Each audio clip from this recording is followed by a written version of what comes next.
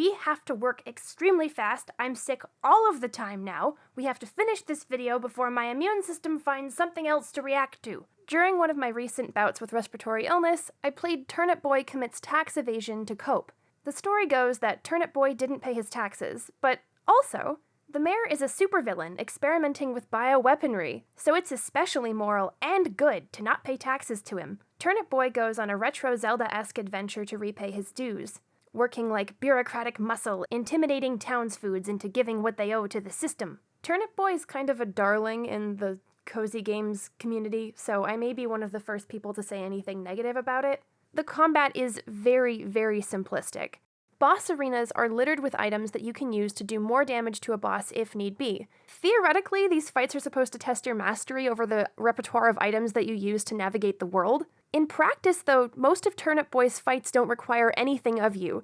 Strategization, planning, or a physical body. Like, okay, for example, Turnip Boy has a watering can that can activate bomb plants, but they're extremely hard to line up properly on the game's 8-directional axis. Exploiting the items that are there to give you an advantage in a boss fight is genuinely arduous. Like, the tools in Zelda games feel like they were designed with combat and exploration in mind. It's easy to use the hookshot on the go, because that's what it's for. The watering can, by comparison, feels like a tool that you are meant to use standing still when nothing's chasing you.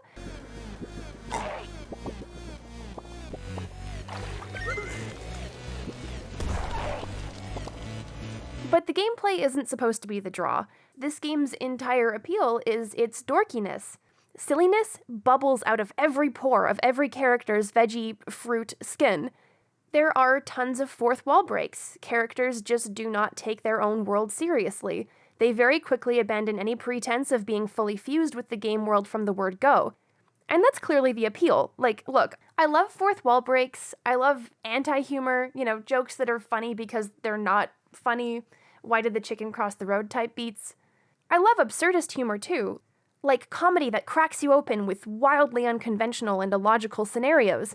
The fact that Turnip Boy rips every single paper that comes into his root vegetable hands is genuinely funny. But I think Turnip Boy basks in a sort of brazen apathy. It feels like all of the anti-humor, all of the absurdist humor boils down to exactly one joke that gets run into the ground very early on. And the joke is, can you believe we wrote this into a video game? Anyway, go get that cell phone for these quirky teenagers using TikTok. You're clearly not meant to think about these jokes too much, which is not an excuse. I think that the best humor is the kind that gets funnier the more you think about it. The moment that really made me accept this game was just not going to tickle my pickles was a quest with a Twitch streamer radish named SlayQueen32.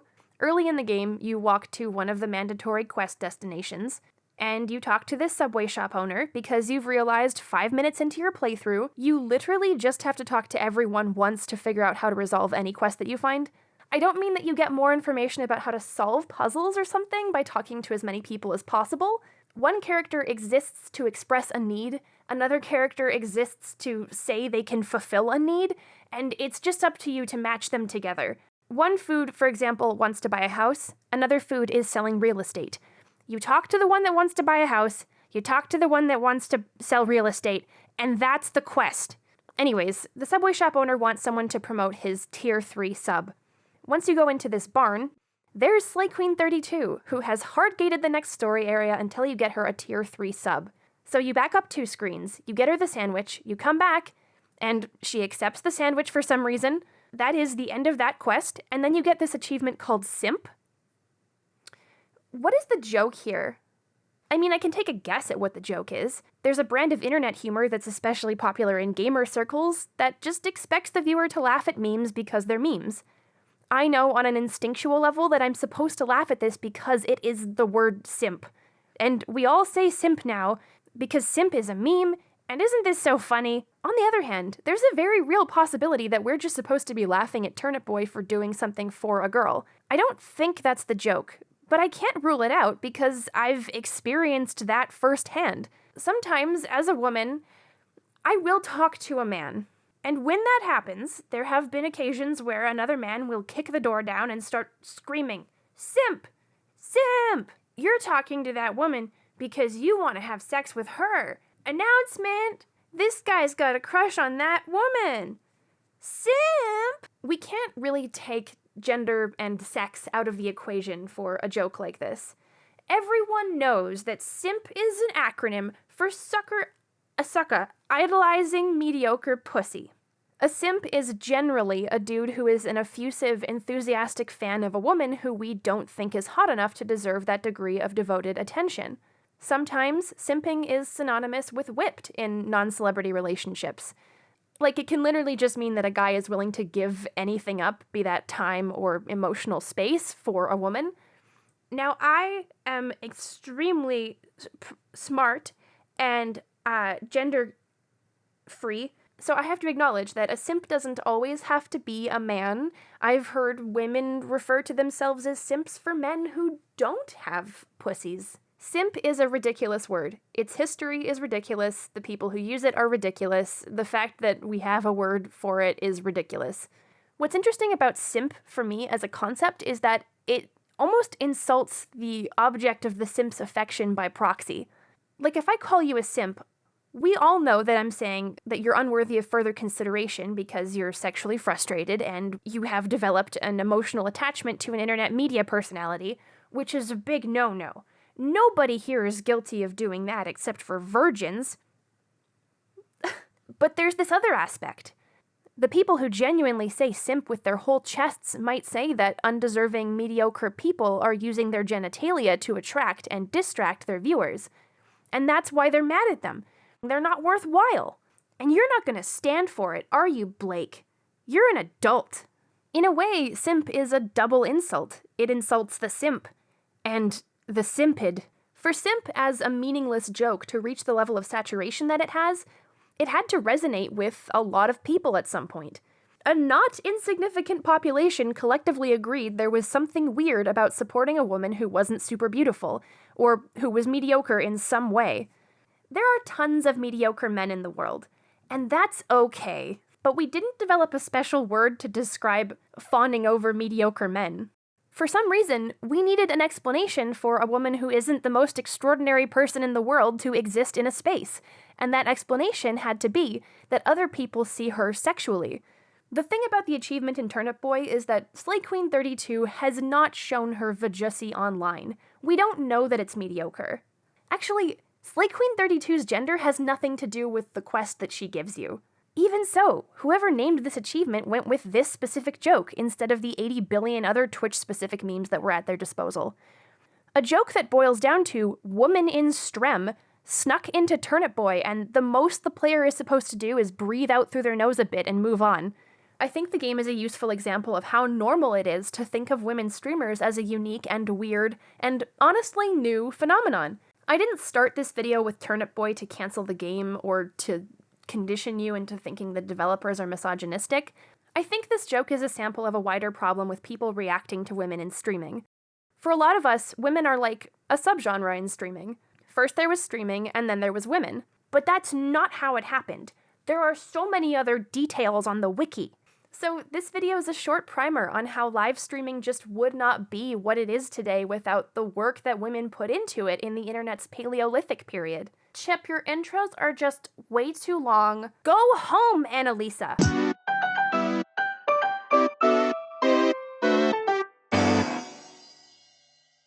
It's 1997.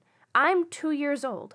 That's right, I'm not a teenager. I am a fully grown disappointment. Live streaming, as we know it, doesn't exist yet. Nobody has the bandwidth to stream anyway. A lot of us have dial-up internet, so if your mom makes a phone call, you have to say bye-bye to seeing that webpage of whatever Neopet that you've been loading for 5 minutes. Wait, Neopets was 99. We all sit outside and caress the grass in public parks. It is truly utopia. Although this was the most perfect time ever, humanity wanted to destroy itself and spend more time on the internet. This was the ecosystem that produced one of the earliest genres of lifestyle streaming, lifecasting. Lifecasters would upload continuous images of their lives 24/7, whether they were sleeping, eating, or even having sex with their pussies.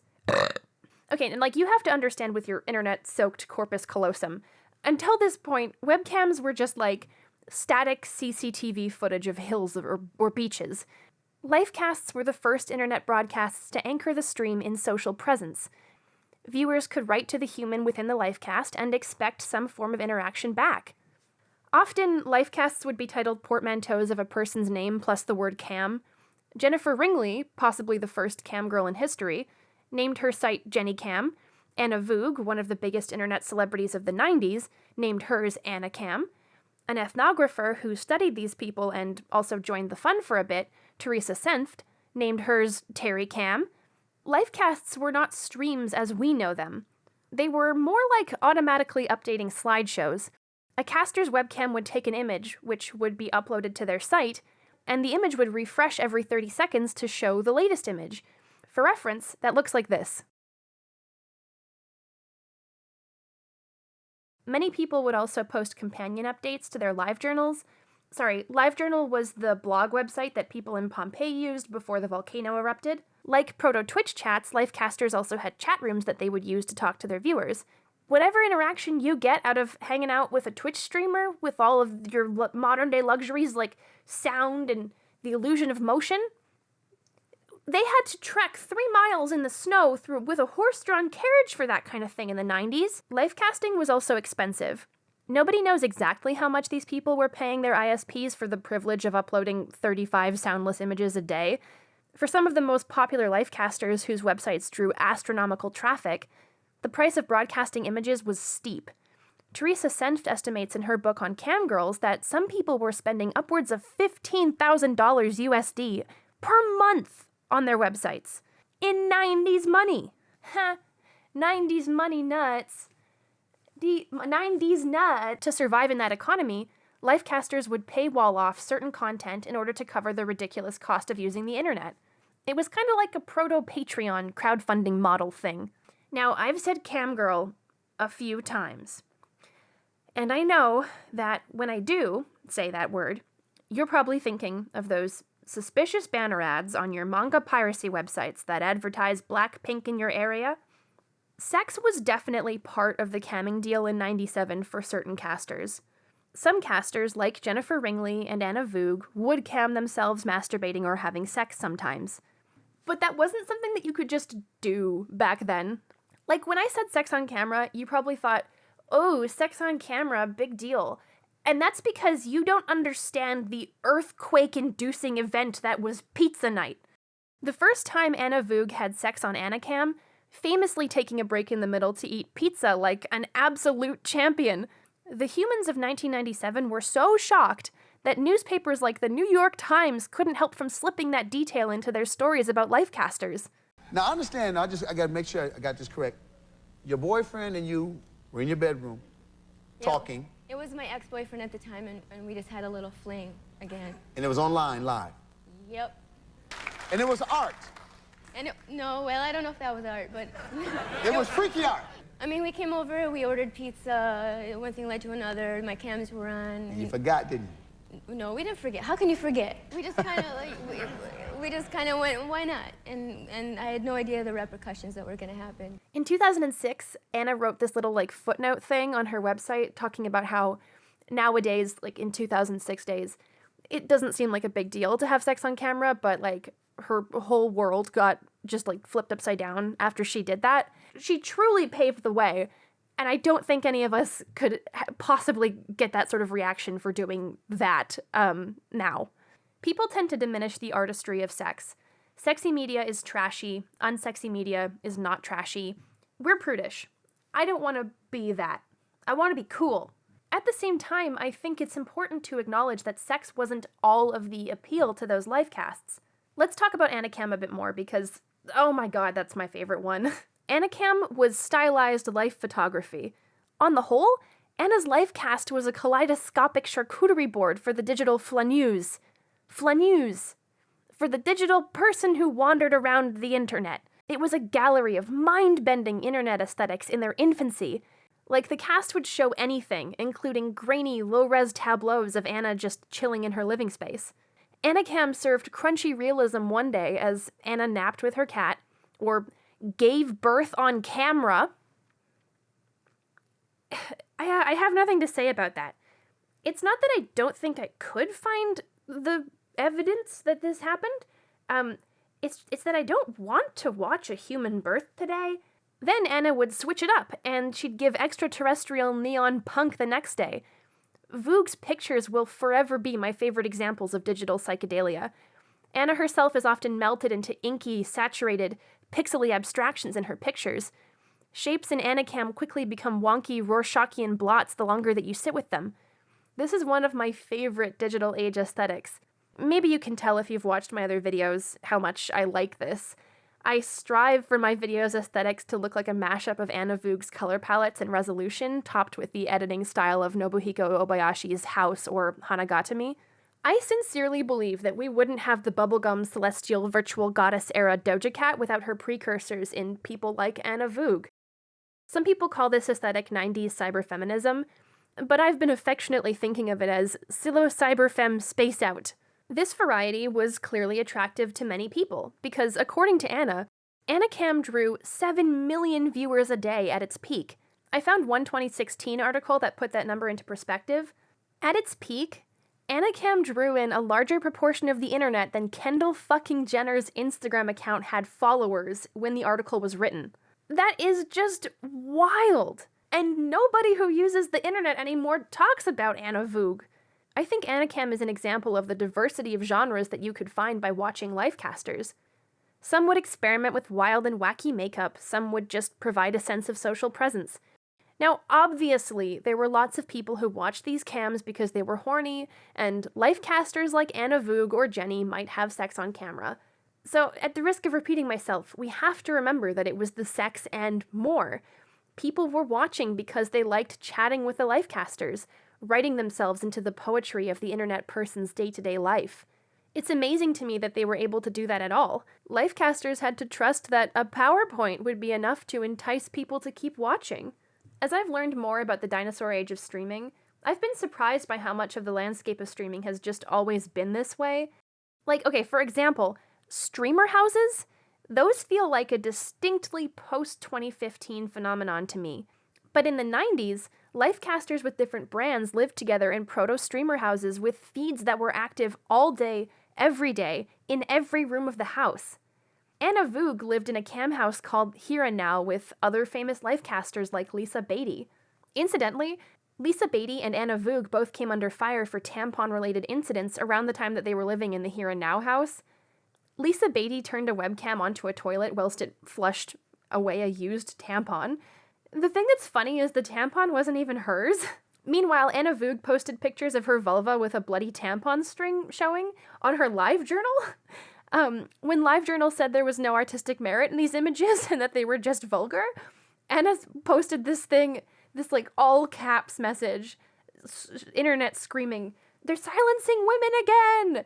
And LiveJournal was forced to walk its statement back, which is like incredible.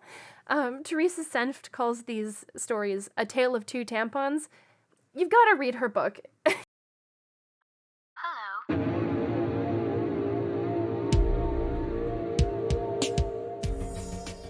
Like all things on the internet, Lifecasting was ephemeral. Some casters packed up their webcams and moved on with their lives, living in anonymity even to this day. In 2007, maybe in reaction to Anna Voog giving birth on camera, a few people who had Lifecasted on their own sites transitioned over to a live video broadcasting website called Justin TV.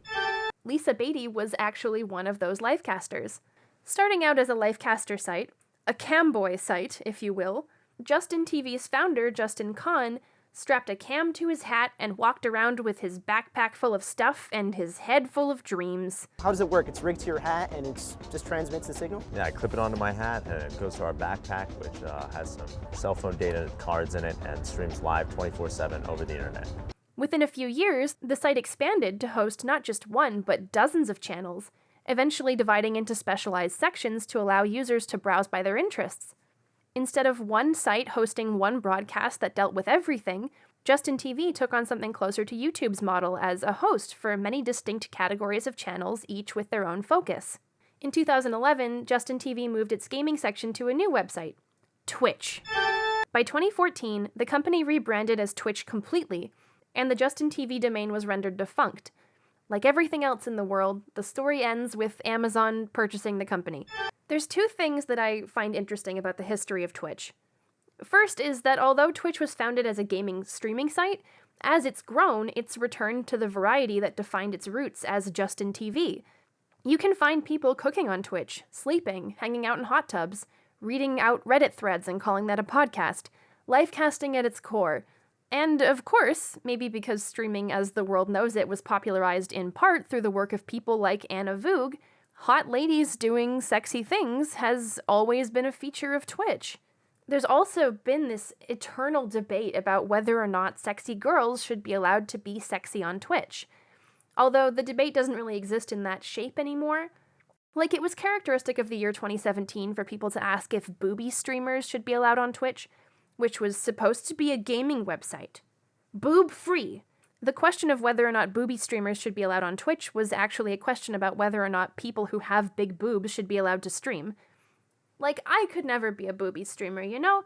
And that's the real tragedy here. Plus, keeping Twitch purely about gaming quickly died as a priority because IRL streams are just so captivating. I love watching people eat soup and wander around in Tokyo. Do you drink soup or eat soup? Ultimately, the question of whether or not sex is allowed on Twitch is a question of where sexuality comes from. There are some people out there, believe it or not, who think I am sexy, in spite of my attempts to act as closely as I possibly can to a dung beetle. From the perspective of people who think that I'm hot, this is a sexy operation that I've got going on here. There's a way that my format could fit into a genre of content that's not technically suitable for YouTube or Twitch. It's also just not something that you can apply evenly to the genders. Like, most men are not going to have to deal with being sexualized by existing. And it sucks sometimes as a woman to be doing nothing and to have people telling you that what you're doing is a sexy thing. Because sometimes I can't deal with being this hot, sexy person all the time, in everybody's estimation. Most people know that you can more successfully stigmatize women streamers if you accuse their fans of simping. It's moving the object of the debate away from the woman. It gives people plausible deniability to say that they're not being sexist. Simps are the final frontier against women on the internet. They are the most circuitous route to the destruction of women streamers. We use them to write narratives about how they're manipulated into thinking they can date the lady that they watch on stream, and how the lady knowingly plucks their heartstrings so that she can squeeze every last penny out of those poor boys' pockets. And you know what? Sure, there are women who run scams using emotional manipulation, but Logan Paul did that with crypto, and we never called his fans Sims. So either we're saying that so many women are scamming their viewers that we need a special word for their viewers, or we're dying on the hill that women are by default scammers and their audiences are primarily deluded men. All right, come have a seat next to Auntie Chip. Do you have your blankie? Are you feeling good? Are you comfy? Okay. I'm a bit worried about where we're headed as a society. Something bad happened in the streaming sphere, like right after I recorded my first draft of this video. A streamer forgot to close a tab and showed the entire internet that he paid for deepfake porn of his colleagues. And I just wonder how many times we're gonna go over this. Anna Voog posted her idiosyncratic pussy pics to the internet and invited everybody to look, and nobody says thank you. And actually, we get mad when modern women streamers do sexy things, and we've forgotten Anna Voog entirely. I'm kind of bummed out at how easy it is to pass over these jokes, at how we've just stopped questioning the notion that women are oddities. So now we're at a point where we just laugh about how common the word simp is. The moral of the story is, women are not new to streaming. Simps are the default streaming audiences. Sims are the ones that are the not default streaming audience. You have to understand. But we are so flabbergasted by the idea that people could connect with women in streaming that we use a special name to refer to their audience. It's not the turnip maker's fault that they reminded me of the fact that every single person in this room cannot fathom the idea that it's normal to just enjoy a woman's stream, even if you're watching for the sake of catching her pizza night. Merely interacting with a woman is scandalous, because we have erased the women who pioneered this medium from our collective memories. All I want is for one person to walk away from this video knowing who Anna Voog is. Please give some love to Anna Voog.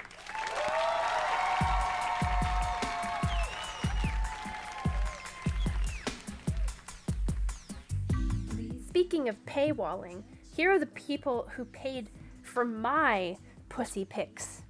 They didn't. I have never done that before. Thank you, babies, for your sweet little contributions on Patreon.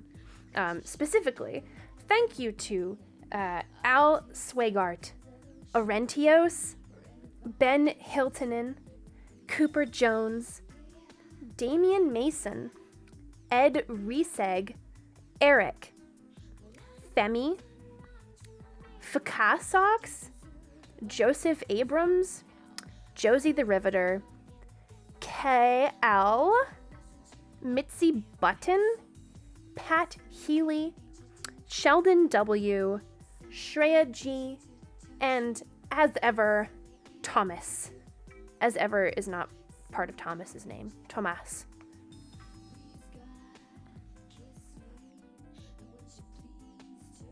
I have two more people to thank, and that's Natalie and Vanya Zait.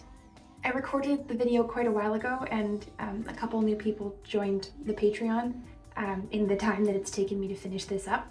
I'm sensitive to the fact that these times are among the toughest that we've all collectively lived through, so I'm honestly touched by people's generosity. Patreon gives me enough resources to be able to work on videos without having to make a calculus between groceries and, you know, creatively fulfilling stuff. So I really can't express just how much joy the community that is growing on the channel brings me.